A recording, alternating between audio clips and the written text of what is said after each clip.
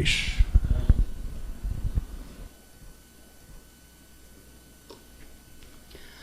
Companheiros, boa noite. Para não perder o hábito, eu vou começar contando uma história. Eu sempre conto uma história antes de falar o nosso estudo de hoje, que é o capítulo 10 do Evangelho segundo o Espiritismo, mais especificamente os itens de 11 a 15.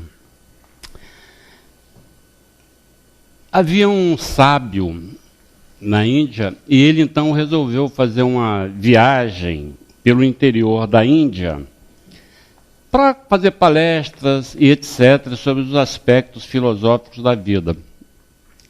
Então ele estava numa aldeia e ele percebeu que todas as pessoas que se dirigiam para uma aldeia próxima subiam uma montanha muito alta, uma montanha cheia de precipícios, de penhascos, ao passo que existia um vale que levava para a mesma aldeia, e bem mais tranquilo, uma caminhada melhor, mais rápida.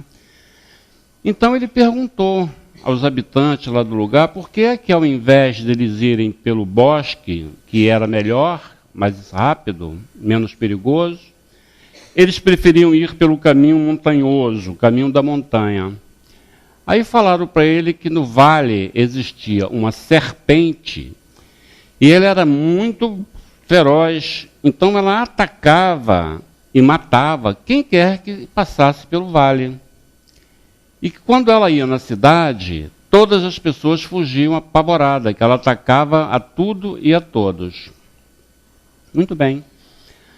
Depois de alguns dias, na cidade, nessa aldeia, o sábio se dirigiu então para essa outra aldeia e tomou o caminho do vale. Aí as pessoas falaram para ele, mas o senhor vai pelo vale, o senhor não sabe que no vale tem a serpente? Ele disse, não tem problema não, vou pelo vale mesmo. Aí foi. Quando ele chegou a certa altura, a serpente apareceu e disse para ele assim, você é muito atrevido, você não sabe que ninguém pode passar por aqui? Aí o sábio perguntou, por quê? Ela falou, porque se passar eu ataco, eu tenho poder, eu sou poderosa. Aí o sábio falou assim, me diga uma coisa, existe algum bicho do qual você tenha medo? Aí a serpente respondeu, não, eu não tenho medo de nenhum bicho. Aí o sábio disse, nem da ave de rapina? Aí ela falou assim, não, a ave de rapina eu tenho medo. Eu só tenho medo da ave de rapina. Aí o sábio disse assim, você gostaria que a ave de rapina ficasse lá naquela poça onde você vai beber água e impedisse você de beber água? E toda vez que você lá fosse, ela te atacasse? A serpente, não. Então por que é que você ataca as pessoas que nada te fizeram? Aí a serpente ficou pensativa, aí ele passou e foi embora. Ficou lá na outra aldeia. Quando ele acabou a sua missão, ele retornou, e ao passar naquele lugar, ele percebeu que a serpente não estava lá. Ele então começou a chamá-la, começou a gritar, chamar para que ela aparecesse. Aí ela apareceu toda machucada, mal conseguia se arrastar. Aí o sábio falou assim, o que aconteceu com você? Ela falou assim, eu fui fazer o que você mandou fazer, olha no que deu. Eu fui passear na cidade, não ataquei ninguém, aí quando eles viram que eu não estava atacando, começaram a me jogar pedra, me dar paulada, quase quebraram a minha espinha. Ah, como é que eu estou? Aí o sábio disse assim, mas você não entendeu o que eu te falei. O que eu falei para você é para você não atacar ninguém. Eu não falei para você se deixar atacar.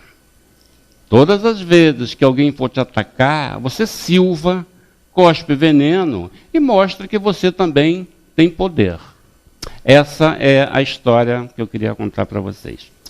Quando Pedro perguntou a Jesus quantas vezes deveria perdoar, Jesus respondeu, perdoá-lo-ei não 7 vezes, mas 70 vezes 7. Jesus estava dizendo com isso que o ato de perdoar é uma coisa que deve ser indefinida com relação à quantidade de vezes.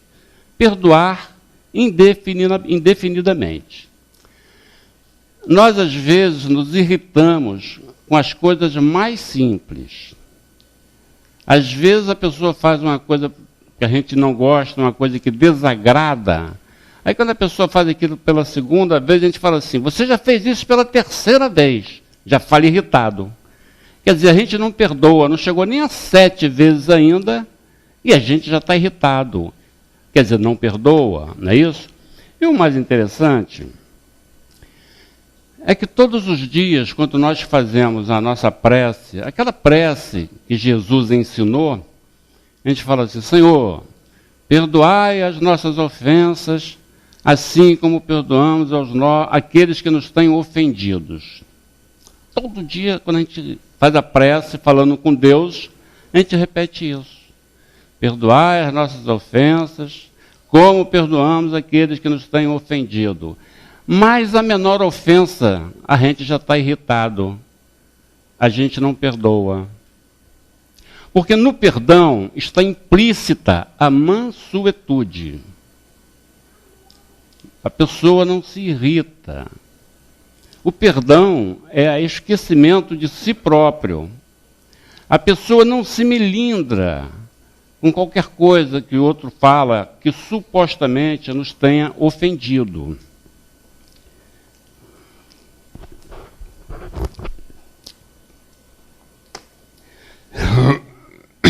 Então o perdão é o esquecimento de si próprio. Se nós tivéssemos a possibilidade de contar quantas vezes Deus já nos perdoou, nós ficaríamos surpresos e estarrecidos com a quantidade de vezes que já fomos perdoados por Deus. Certa vez Mahatma Gandhi foi perguntado quantas vezes ele já havia perdoado. Ele então respondeu, eu nunca perdoei. O repórter ficou surpreso com essa resposta. Então indagou dele, mas o senhor não prega a tolerância? Ele falou assim, não, eu nunca perdoei porque eu nunca fui ofendido. Então, o melindre nos faz, às vezes, nos sentirmos ofendidos desnecessariamente. Todos nós temos diariamente condição de exercitar o perdão. Todos nós temos diariamente condição de exercitar o perdão. O nosso problema, ou pelo menos o problema de alguns de nós, é que a gente não sabe distinguir esses momentos de exercitar o perdão. E por que a gente não consegue distinguir? Porque nos falta a mansuetude a que Jesus se refere.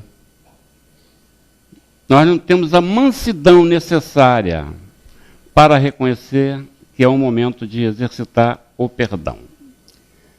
Como André Luiz sabe da nossa dificuldade para observar e aproveitar essas oportunidades, no livro Vivendo o Evangelho, ele dá uma lista com 16 situações, 16, em que nós temos a chance de exercitar o perdão. Eu vou ler a lista do André Luiz. Brincadeira de mau gosto, desatenção do amigo, hipocrisia do parente, chacota do companheiro, rispidez do chefe, hostilidade do colega, mau humor do marido, irritação da esposa, impertinência do filho, mesquinhez do irmão, negligência do balconista, desrespeito do genro, Implicância da sogra. Olha a sogra na lista. Coitada da sogra, ela não escapa nem da lista do André Luiz. Mas vamos lá. Implicância da sogra, inconveniência do vizinho, destempero verbal no trânsito, agressividade gratuita. Dessas 16 situações, 7 está dentro da própria família. Não sei se vocês observaram. Das 16 situações que temos oportunidade de exercitar o perdão, 7 estão na família. Então, André Luiz nos adverte que toda perfeição existe o sacrifício do treinamento, da insistência, da perseverança. E isso se cabe também para o perdão. Então, é importante que a gente começasse a exercitar, porque a nossa flexibilidade emocional no tocante ao perdão vai se desenvolver à medida que nós conscientemente passarmos por cima daquilo, lembrar disso. Aí nós estaremos perdoando. Lembrar desse ensinamento. Aí nós estaremos exercitando o perdão. E se exercitarmos isso frequentemente, isso entra no sangue. E a gente passa a fazer de forma inconsciente. Passa a ser o nosso normal. Até aqui, nessa lista que nós vimos, nós estamos falando de perdoar os amigos. E os inimigos? Aí a coisa complica um pouquinho mais, porque complicado já está. Aí vai complicar um pouco mais. Bem, o perdão, principalmente ao inimigo, é dar mostra de uma grande evolução no sentido de seguir o caminho do Cristo. Então, é um grande avanço, um avanço enorme, a capacidade de perdoar o inimigo. Tem pessoas que dizem assim: eu jamais perdoarei. A pessoa que diz isso está assinando a própria sentença. A pessoa que diz isso está assinando a própria sentença. Porque ao não perdoar, ela está guardando uma mágoa no coração. E a mágoa é o combustível do ódio. Então, ela está guardando mágoa no coração.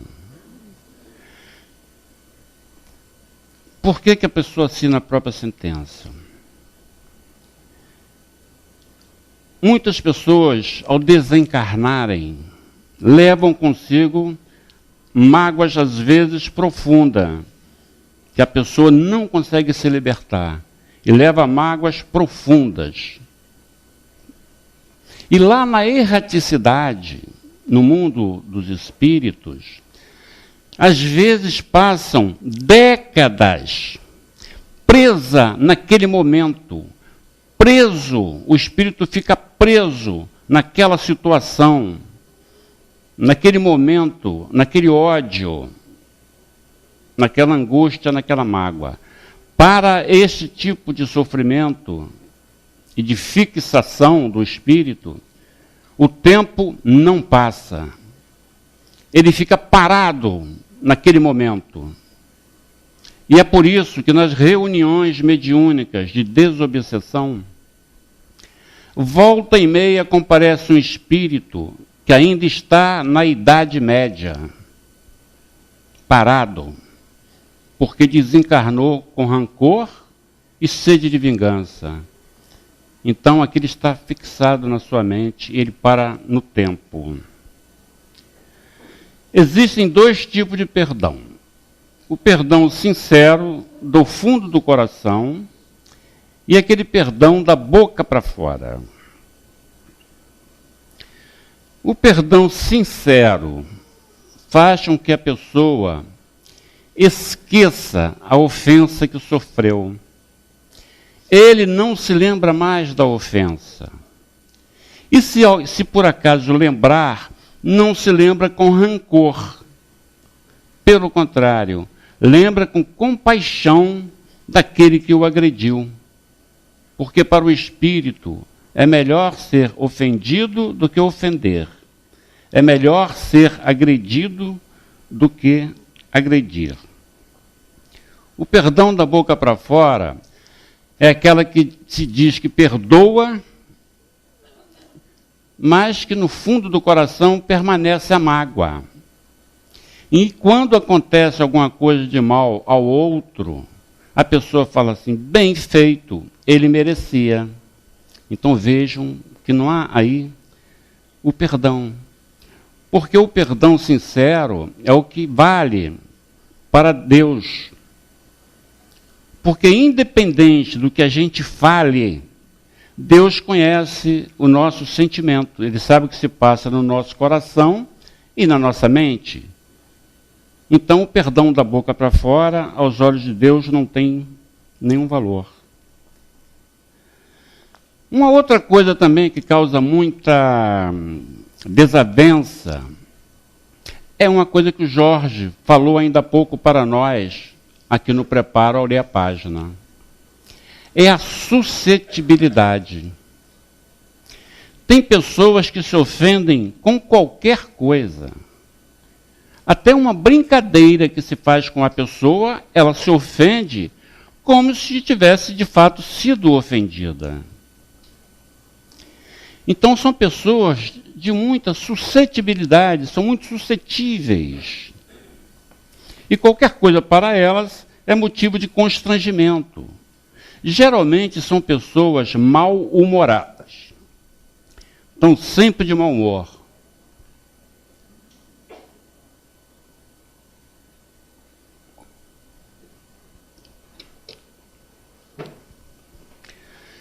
Às vezes é bom nós observarmos as nossas próprias reações. Por quê? Porque nós estamos nos sentindo atualmente tão ofendidos toda hora. É importante nós observarmos isso. Porque de repente nós podemos estar muito suscetíveis. E a suscetibilidade demais também é causa de desavença. Porque você praticamente não pode conversar nada sério com a pessoa. Porque você fica temerosa de falar alguma coisa que vai ofender. Né? E outra coisa também, observar se não fomos nós que demos causa àquela desavença. Às vezes uma palavra ferina que nós falamos é o estupim para aquela situação constrangedora. Às vezes, um assunto, uma conversa, uma situação que poderia passar em branco, nós envenenamos com alguma palavra mal colocada, numa hora inadequada. E então gera uma desavença. É bom refletirmos sobre isso. Talvez se nós tivéssemos sido mais prudente e calado a boca na hora de proferir o que proferimos, talvez não houvesse a desavença. Então é bom também nós verificarmos a cada situação constrangedora que passemos, se não fomos nós os causadores, através de uma palavra ferina, através de uma palavra mal colocada. Se essa reflexão que nós fizemos, por acaso, nos revelar que o culpado daquela desavença fomos nós próprios, nós mesmos, nós aí deveríamos então nos dirigir àquela outra pessoa com a qual tivemos a desavença, pedir desculpa e dizer mesmo, olha, eu reconheço que foi eu que causei a divergência.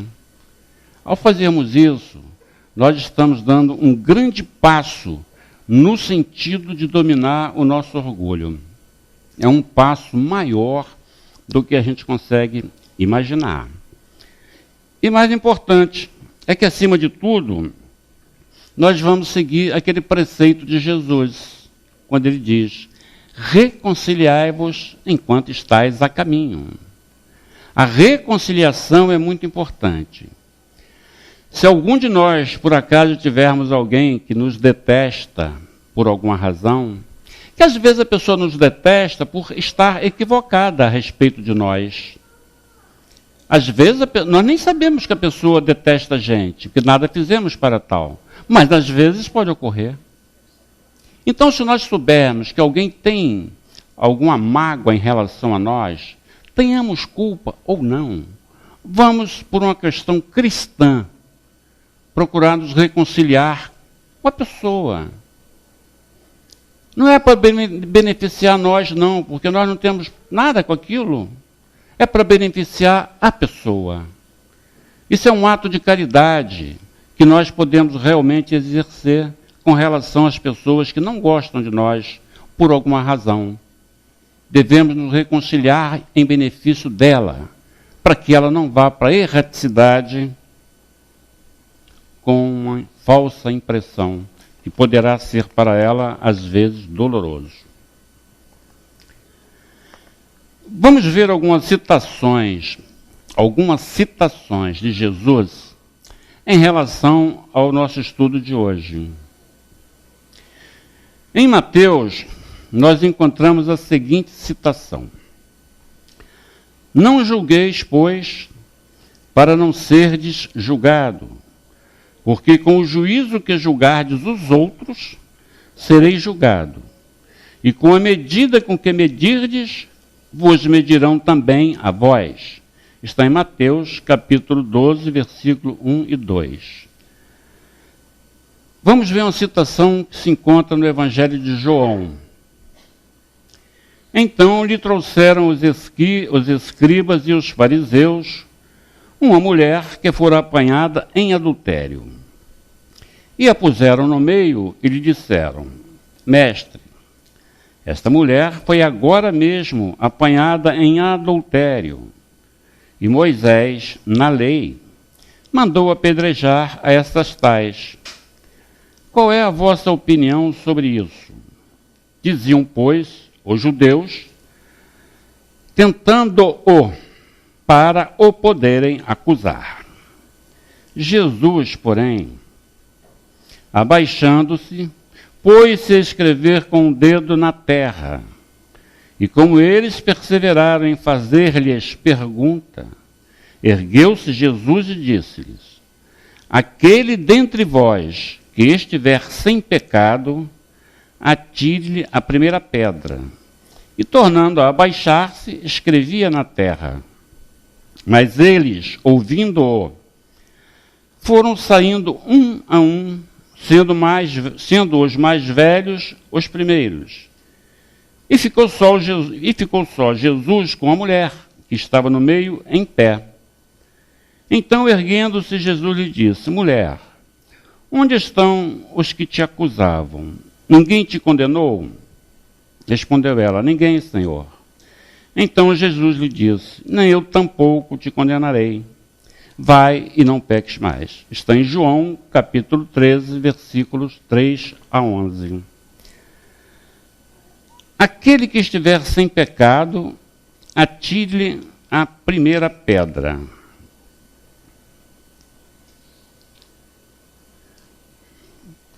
Com essas palavras, Jesus está dizendo, nos alertando para a importância da tolerância, para a importância da chamada indulgência, de desculpar as falhas, que vimos ainda há pouco, às vezes são pequenas.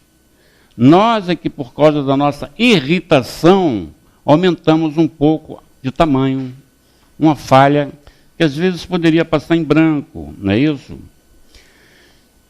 Será que nós nunca tivemos necessidade de ser desculpados? Será que todos nós que estamos aqui nunca precisamos que nos desculpassem? É difícil. Várias vezes, por certo, já tivemos necessidade que alguém nos desculpasse. Ou seja, que alguém fosse indulgente para com a gente. Então é isto que Jesus está alertando, para que sejamos com todos dessa maneira. O ideal é que toda vez que vemos algum erro, nós observarmos se nós também não cometemos aquele tipo de erro. Não é isso? Se não mesmo, mas alguma coisa parecida, alguma coisa similar. Então devemos fazer esse exame de consciência e ver se aquilo que o companheiro está fazendo, nós também não fazemos. Se não igual ou parecido. Verificar se aquilo que nós estamos censurando severamente no outro, se fosse nós mesmos, será que nós nos perdoaríamos? Será que já não fizemos alguma coisa igual ou pior e nos perdoamos? O Espiritismo nos ensina que nós não devemos ficar escravos dos nossos erros. Devemos errar, refletir sobre o erro, mas não nos ficar martirizando por causa daquele erro. Isso é que o Espiritismo nos ensina. Não temos que ficar preso no erro. A Joana de Ângeles diz, todo espírita pode cair, só não tem o direito de ficar caído. Mas cair pode. Ora, se nós aprendemos até na doutrina que devemos nos perdoar, que dirá os outros? Estaremos seguindo o ensino de Jesus. Perdoar os inimigos, perdoar os amigos, nós já vimos ainda há pouco, é mais fácil. Não é isso? Então, se nós não somos tão severos conosco mesmo, também não devemos ser com o outro. Foi o que também o Jorge falou. Fazei ao próximo o que gostarias que vos fosse feito. Não é isso o ensino de Jesus? A outra citação. Não julgueis para não serdes julgados. Muitas pessoas têm o hábito de não fazer nenhum tipo de censura a ninguém em razão dessas palavras do Cristo. Não julgueis para não serdes julgados. Existem dois tipos de censura. Existe aquela censura que a gente faz de público para denegrir, para desmoralizar uma outra pessoa. Esse tipo de censura é mal visto aos olhos de Deus, porque ele é fruto da maledicência, é fruto da maldade. Então, este tipo de censura não é bem visto a Deus. Porém, existe aquela outra censura que é feita de forma, às vezes, reservada, e tem por objetivo alertar o companheiro quanto a um erro de fato ou uma atitude que ele tenha tomado, um procedimento inadequado. Esta censura, evidentemente, que é bem vista aos olhos de Deus.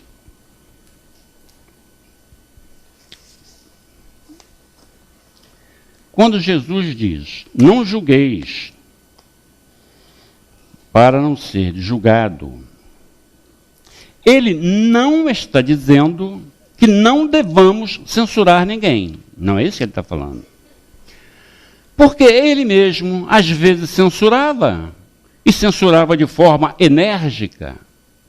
Quando ele diz, hipócrita, por que me tentais? Ele está censurando de forma enérgica um comportamento. Então ele não pode estar proibindo este comportamento. E por que ele não poderia proibir a censura quando ela é necessária? Porque senão a sociedade seria o caos. Se não houvesse a censura e até mesmo as leis para punir aqueles que afrontam a sociedade, todas as pessoas boas seriam vítimas das pessoas más. Toda a sociedade seria vítima se não fosse permitida a censura. Então, às vezes, há momento para censurar. Jesus aqui Vamos imaginar, isso às vezes acontece, que um espírita seja convocado para ser um jurado. Qualquer cidadão brasileiro pode ser convocado para ser jurado, para fazer parte de um júri. Por um tribunal de júri passam estupradores, assassinos, ladrões, criminosos das mais variadas estirpes. Aí o espírita diria assim, eu não vou julgar não vou condenar nada não, porque Jesus falou que não devemos julgar, vou deixar por conta de Deus. Estaria certo ele pensar assim? Não, não estaria certo. Estaria sendo um péssimo cidadão. Então, não estaria certo. Então, Jesus aqui, na verdade, ele está chamando a atenção para o aspecto moral. Se eu censuro alguém de fazer alguma coisa que eu mesmo faço, eu estou sendo hipócrita. Então nós devemos observar o aspecto moral desse ensino do Cristo. Se eu digo para o meu filho não mentir, e eu minto, este ensinamento para ele não faz sentido. Por isso é que muitas vezes os nossos filhos não fazem ou fazem aquilo que recomendamos. Às vezes recomendamos fazer, recomendamos não fazer e o filho ignora. Por quê? Porque nós não damos o exemplo. E ao não dar o exemplo, não temos a moral de dar o ensino para o qual não temos a moral. O fato de eu saber que uma coisa está errada, mas se eu a pratico assimilar, eu não tenho moral para ensinar aquilo. Se eu digo a uma pessoa que ela deve cumprir a lei, mas se eu não cumpro, não tem sentido para a pessoa esse ensinamento. É um ensinamento inútil, partindo de mim, porque eu não tenho a moral para dar este ensinamento. É neste sentido que nós devemos entender essas palavras de Jesus, no sentido moral. Então, se eu não tenho moral para julgar aquilo que eu mesmo sei que não é devido, que é errado, mas se eu sinto que eu não tenho moral para tal, não devo censurar.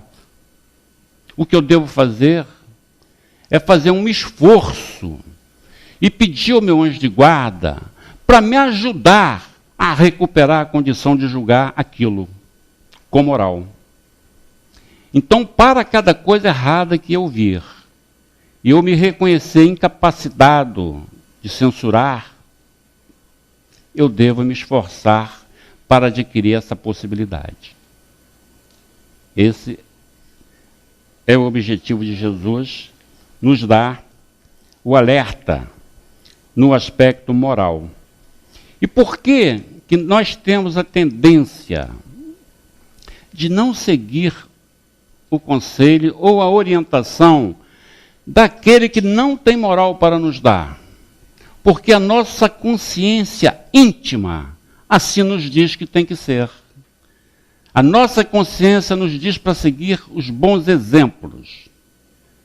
Então, se eu tenho palavras bonitas, eloquentes, mas não tenho exemplo simples de fazer, é inútil toda a minha eloquência. É como aquele caso que o Paulo fala, ainda que eu fale a língua dos anjos, não é isso? Ainda que eu fale a língua dos homens, sem caridade nada sou. Então não adianta fazer sem ter condição. E a condição moral é fundamental. Então, é isto que nós devemos entender dessa palavra de Jesus. Não julgueis para não ser julgado. Nós não devemos entender isso no sentido literal das palavras. Porque, como diz o Eclesiastes, a palavra mata e o Espírito vivifica. Então, o que nós temos que apreender deste ensinamento de Jesus é o espírito do ensinamento e não a letra do ensinamento. E o espírito da lei está voltado para a moral. Eu só devo censurar aquilo para qual eu tenho a moral. Porque eu terei também o exemplo para dar. Então, o que Deus quer que nós façamos é dar o exemplo. É a melhor maneira de censurar. É aquilo que Jesus fala: se alguém lhe agredir numa face, ofereça-lhe a outra. Ou seja, se alguém faz uma coisa errada com você, faça uma coisa boa para a pessoa. Isso vai fazer com que a pessoa reflita e caia em si. Fazer quantas vezes? Quantas forem necessárias. Esse é o passo. Esse é o passo para a nossa efetiva melhora. Em João, no capítulo 10, versículo 11, encontramos a seguinte citação de Jesus. Jesus diz: eu sou a porta, e aquele que passar por mim terá vasta pastagem.